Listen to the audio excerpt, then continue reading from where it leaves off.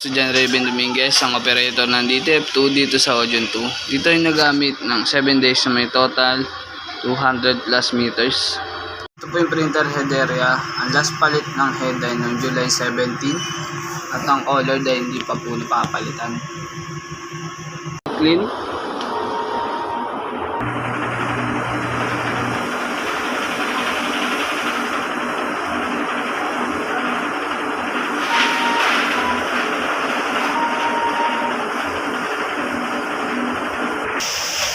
Ito po yung capping, may 60% condition. Check.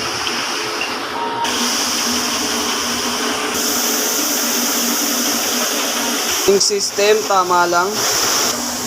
Waste tank ay nilinis kahapon.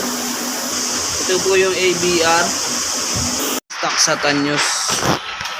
Sa consumables naman po, nag-consume ako ng 4 na white, 2 sa media at 6 sa powder. Ito yung daily output